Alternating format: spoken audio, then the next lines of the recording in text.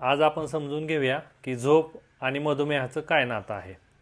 तर बऱ्याच पेशंटमध्ये पथ्य पाळली जातात, व्यवस्थित रेग्युलर औषधं घेतली जातात आणि व्यायाम पण केला जातो, तरी पण साखर नियंत्रणात राहत नाही, इस्पेशली फास्टिंग शुगर. तर अशा पेशंटमध्ये व्यवस्थित हिस्ट्री टेकिंग घेतल्यानंतर असं लक्षात येतं की बऱ्याच पेशंटमध्ये झोपेची कमतरता आहे किंवा नीट झोप लागत नाही, किंवा काही लक्षणांमुळे म्हणजेच वारंवार लघवीला जाणं, पायाची आग होणं किंवा मानसिक ताणतणाव असणं, ह्यामुळे झोप पूर्ण होत नाही आणि त्याचा परिणाम असा होतो की शुगर वाढलेली राहते. तर खरंच शुगरचा आणि झोपेचा एक शास्त्रीय संबंध आहे का? तर हो.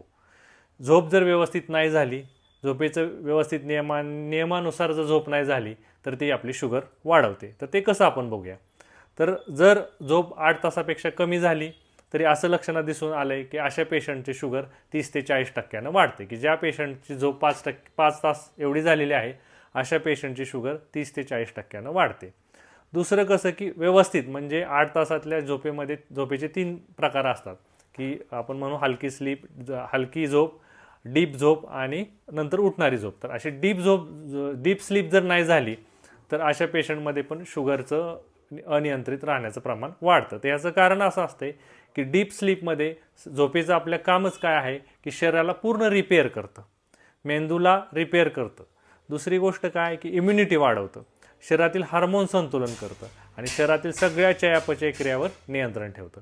जर झोप व्यवस्थित नाही झाली तर सगळं शरीराचं रिपेअर मेकॅनिझम डिस्टर्ब होऊन जातं आणि त्याचा परिणाम शरीरावर ताण येतो.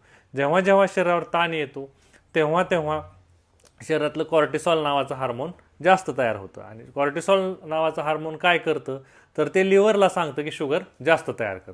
त्यामुळे अशा बऱ्याच पेशंटची फास्टिंगची शुगर वाढलेली असते.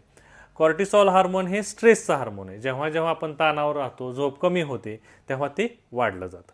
दुसरं काय होतं की झोप पूर्ण न झाल्यामुळं शरीरातलं इन्सुलिन रेझिस्टंट वाढतो. इन्सुलिन रेझिस्टंट वाढला की परत शुगर वाढते आणि त्याच्यामुळे HbA1c पण वाढलेलं राहतं.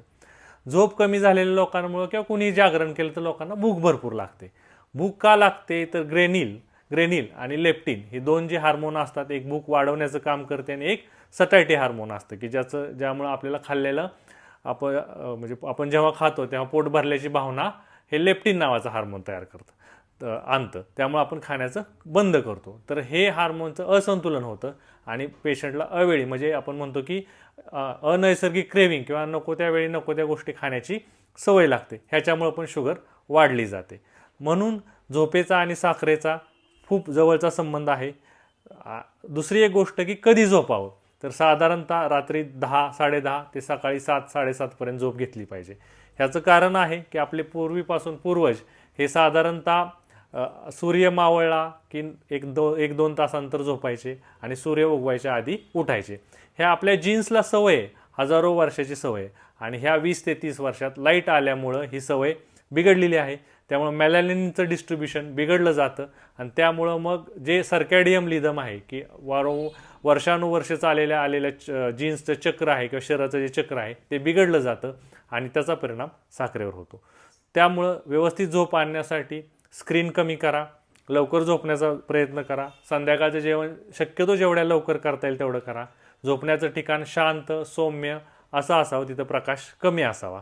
झोपताना मोबाईल वापरायचा टाळा.